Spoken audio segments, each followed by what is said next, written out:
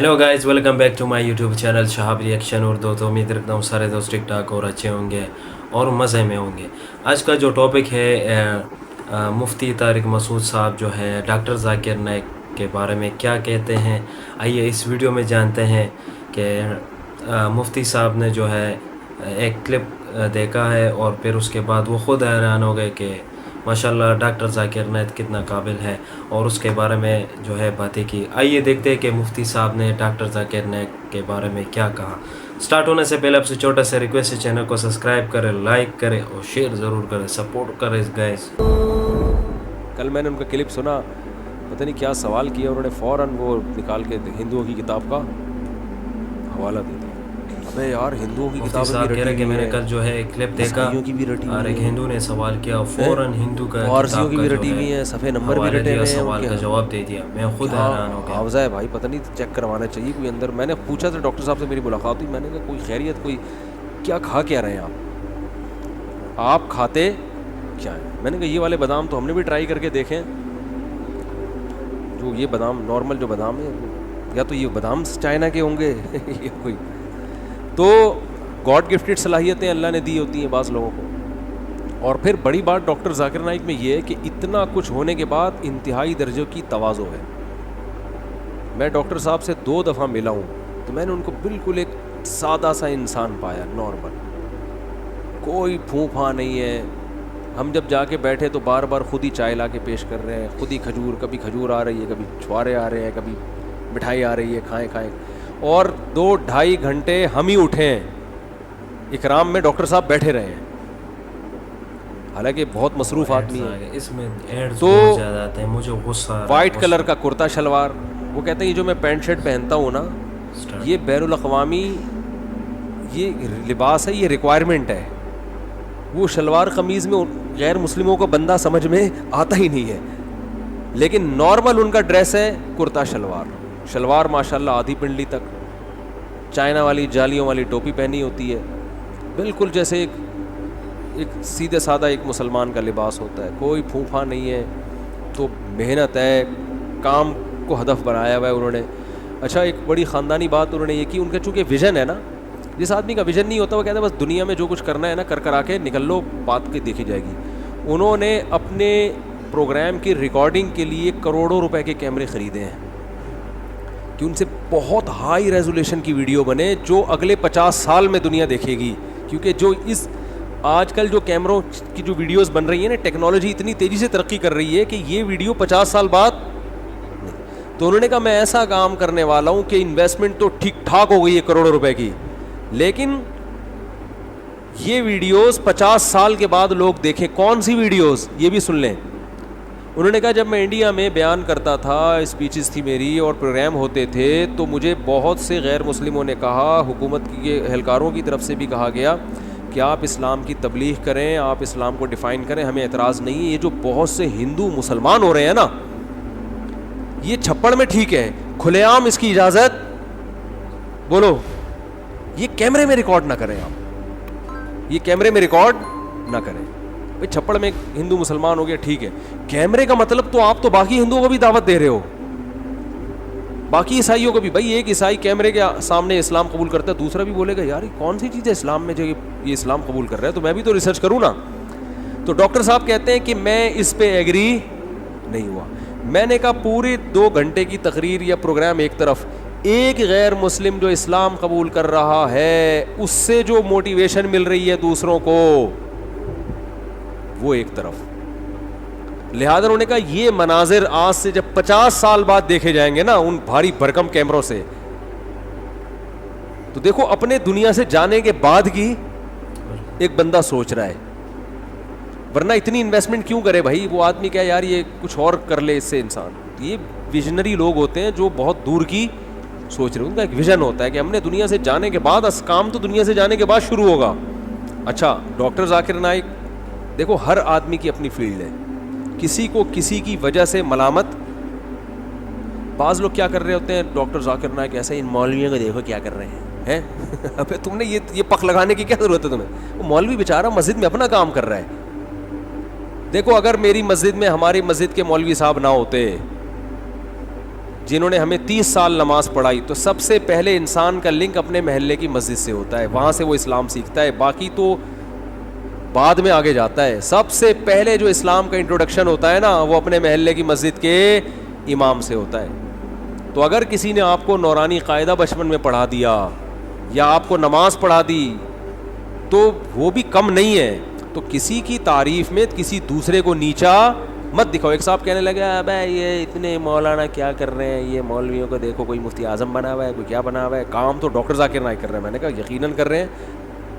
حضرت مفتی تقی عثمانی صاحب کی کتابیں جو عیسائیت پر ہیں, ڈاکٹر ذاکر نائک نے وہ کتابیں پڑھی ہیں اور وہ خود بھی معترف بھی ہیں اس کے. تو وہ کتابیں نہ ہوتی تو ان کا کام کیا ہو جاتا بھائی. جو تحقیق اب پیش کی جا رہی ہے یہ تحقیق نہیں تھوڑی ہے, تو تحقیق پہلے علماء کر چکے ہیں. اب تو ان کا حافظہ ہے کہ اس تحقیق کو لوگوں کے سامنے لانا. کچھ چیزوں میں تحقیق کی, بہت ساری تو پرانی ہے. اور حضرت مفتی تقی عثمانی صاحب نے جو کچھ عیسائیت پہ اتنا زبردست کام کیا, اس میں مولانا حبیب کیرانوی جو ہندوستان کے بہت بڑے عالم تھے دیوبند کے, ان کا بہت بڑا دخل ہے. ان کی بہت ساری عیسائیت پہ ان کی ریسرچ ہے. تو یہ سب ایک دوسرے سے سلسلہ جڑا ہوا ہوتا ہے. ایسا نہیں ہوتا کہ ایک آدمی ایک دم آج اٹھ کے آئے اور کام ہو. پیچھے اس کے طیب اردگان جو آج اسلامی ہیرو بنا ہوا ہے, تو یہ طیب اردگان نہیں ہے. اس سے پیچھے اس کے اسلاف گزرے ہیں جنہوں نے ایک بنیاد رکھی تھی کہ ترکی میں اس طرح سے انقلاب لے کر آنا ہے. اس انقلاب سے پیدا ہونے والے ہزاروں فردوں میں سے ایک فرد کیا ہے, طیب اردگان ہے. ورنہ ایک آدمی سے تھوڑی ہوتا ہے. ایک طیب اردگان اکیلا اٹھ کے آ گیا, باقی کوئی بھی نہیں ہے, تو کچھ بھی نہیں ہوگا. پورا ایک دیکھو, ہم کہتے ہیں سلطان محمد فاتح نے قسطنطینیہ فتح کیا, زندہ آباد. او بھائی, سلطان محمد فاتح کے ساتھ جو فوج تھی نا, اصل کام تو اس کا ہے, ٹھیک ہے نا. کریڈٹ یقیناً سلطان محمد فاتح کو جاتا ہے کہ بڑا کمانڈر تھا, لیکن اگر اس کے ساتھ ہم لوگ ہوتے تو قسطنطینیہ فتح نہیں ہونے والا تھا. کیا خیال ہے بھائی؟ سلطان محمد فاتح کے ساتھ جو فوج تھی وہ سارے ویژنری لوگ تھے جو مجاہد تھے. پتہ ہے وہ ابھی تک اس کی انہوں نے وہ تصویریں لگائیں. تصویر جائز نہیں ہے اسلام میں, لیکن بار انہوں نے ایک یادگار کے طور پہ لگائی ہوئی ہے کہ جو بندہ سب سے پہلے قلعے پہ چڑھ کر جس نے جھنڈا لہرایا تھا نا قسطنطینیہ کی دیوار پہ, اس کا نام بھی تاریخی کتابوں میں لکھا ہوا ہے. اس نے ایسی بہادری کی تھی کہ وہاں جو قسطنطینیہ کی دیواروں پہ نا گرم کھولتی ہوئی تیل کی دیگیں ہوتی تھیں, وہ رکھتے تھے تاکہ جیسے ہی کوئی سیڑھیوں سے قلعے کی دیوار پہ چڑھے تو وہ دیگیں الٹ دیا کرتے تھے. ایسے میں کئی لوگ گئے ہیں اوپر جو کھولتے ہوئے تیل سے جل کے ہلاک ہوئے, شہید ہوئے, اور ایک پہنچنے میں کامیاب. سلطان محمد فاتح کی فوج میں ایسے لوگ بھی تھے. پھر وہ جب گیا ہے نا, اس نے جا کے جو جھنڈا لایا ہے اسلام کا, اور فوراً اس کے, کیونکہ وہ تو بالکل نمایاں ہو گیا نا, اس کو پتا تھا یقینی شہادت ہے, لیکن جھنڈا تو لگاؤ, جا کے مر جاؤ گے تو کیا ہو جائے گا. اس نے جا کے جھنڈا گاڑا ہے, درجنوں پہلے شہید ہو چکے ہیں. یہ جا کے گیا, اس نے جھنڈا گاڑا ہے اور اس کے فوراً تیر آ کے لگا, یہ شہید ہو گیا. لیکن جو عیسائیوں کا حاکم تھا نا, اس نے کہا کہ یار ایسی کی تیسی اس جگہ آ کے بندہ جھنڈا لگا کے چلا گیا, تو اس میں پھر ان کا جو ان کا بادشاہ تھا نا وہ بوکھلا کے باہر نکلا ہے. اور بعض کتابوں میں اس نے خودکشی کر لی, بعض میں کہا اس نے پتہ نہیں کیا کیا, چھلانگ مار کے ہلاک کر دیا. واللہ وجہ اوسان خطا ہو گئے اس کے کہ یار یہاں تک پہنچ گئے. اب اس سے موٹیویشن ملی دوسروں کو. اب وہ سارے ویژنری لوگ تھے, اگر وہ ایسے ہوتے کہتے یہ تو خودکشی کر لی ہے, تیر آگے لگ گیا, ہم تو نکلے یار, اب یہ کوئی جنگ ہے. سارے وہ تو, اور اس کے لیے پورا ایک جو ہے نا ویژن ہوتا ہے, بہت پہلے سے اس کی پلاننگ ہوتی ہے. تو ڈاکٹر ذاکر نائک تو ہمارے سر آنکھوں پہ بھائی, تو ہر آدمی کی اپنی فیلڈ ہے بھائی, لیکن جو کام ہے وہ تو ہے نا, وہ تو ماننا پڑے گا. جو آدمی جو کام کر رہا ہے اس کو اپریشیٹ کرنا چاہیے بھائی. خاندانی ہمارے ہاں منفی سوچ بہت ہے, جو اچھا کر رہا ہے اس میں کیڑے نکالو کیونکہ آپ کی پارٹی کا نہیں ہے. ڈاکٹر ذاکر نائک کے لوگوں نے پتہ نہیں کیا کیا ملحد اور پتہ نہیں کیا کیا کہہ دیا, چونکہ کچھ مسلکی اختلاف آ رہا تھا. اور بعض ڈاکٹر ذاکر نائک سے عقیدت میں اتنی غلو کیا انہوں نے کہ ان کے سوا, میں لکھا ہوتا ہے ڈاکٹر ذاکر نائک کی جو اسپیچز ہیں اس کے نیچے, اب ان کو دیکھو کام, اور یہ مولویوں میں دیکھو یہ کیا کر رہے ہیں, مولویوں میں دیکھو کیا کر رہے ہیں. بھائی مولوی بیچارہ اپنا کام کر رہا ہے, انہوں نے مسجدیں سنبھالی ہوئی ہیں, محلوں کو سنبھالا ہوا ہے انہوں نے. جو مسلمان ہو رہے ہیں ان کو تو انہوں نے ہی سنبھالا ہوا ہے نا. سارا دن دارالفتہ مدارس ہمارے دیکھ لو, دارالعلوم کورنگی ہے, سارا دن ہزاروں لوگ ان سے مسائل پوچھتے ہیں. یہ بند ہو جائیں تو یہ مسائل کون بتائے گا.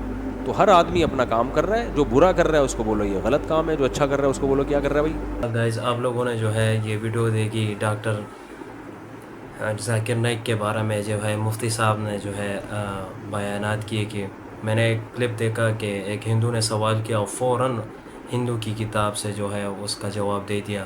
تو میں خود حیران ہوا کہ اتنا قابلیت اور اتنا یہ کون سی کتابیں جو ہے ڈاکٹر صاحب رٹا کر رہے.